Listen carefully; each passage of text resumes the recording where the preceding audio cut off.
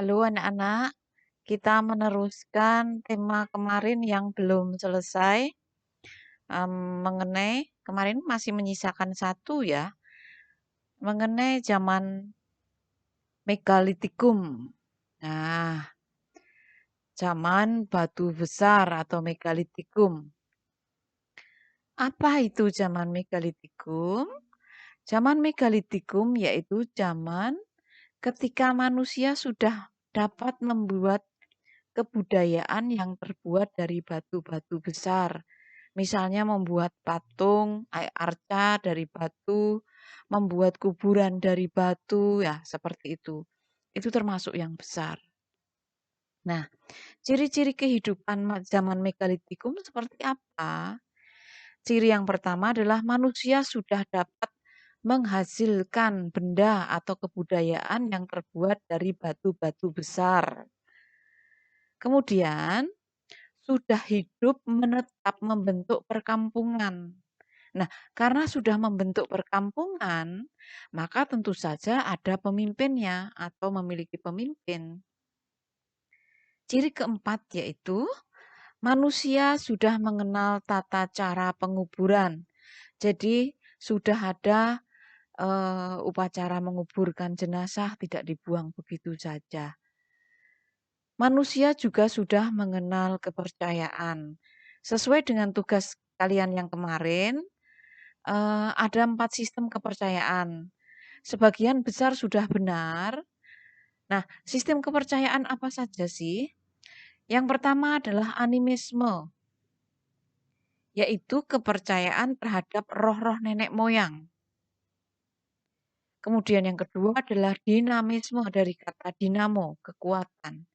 Kepercayaan bahwa benda-benda tertentu memiliki kekuatan. Contoh benda arca memiliki kekuatan, batu akik memiliki kekuatan, keris itu dinamisme. Kemudian samanisme. Ini mungkin hal yang baru bagi kalian. Yang disebut dengan samanisme yaitu kepercayaan terhadap dukun, ramalan, dan orang-orang tertentu memiliki kekuatan. Apakah samanisme itu zaman sekarang masih ada? Masih. Contohnya ada beberapa orang yang percaya tentang ramalan bintang kan? Nah, yang keempat adalah totemisme. Kepercayaan mengenai binatang tertentu dianggap suci. Kalau di Mesir itu percaya bahwa binatang-binatang tertentu seperti kucing itu dianggap suci. Lalu bagaimana dengan di Indonesia? Di Indonesia di daerah Sumatera contohnya, itu ada harimau Sumatera yang dianggap suci di wilayah tertentu. Nah, ini adalah contoh ritual memanggil roh. Ini berarti adalah animisme. Kalau ini adalah dinamisme, menyembah batu. Kalian mempercayai bahwa keris, kemudian akik, memiliki kekuatan, itu juga dinamisme.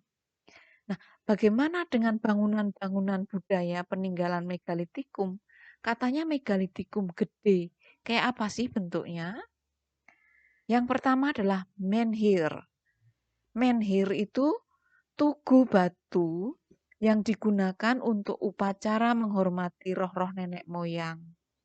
Berarti tugu batu ini berkaitan dengan animisme atau dinamisme. Hayo. Iya, betul, animisme.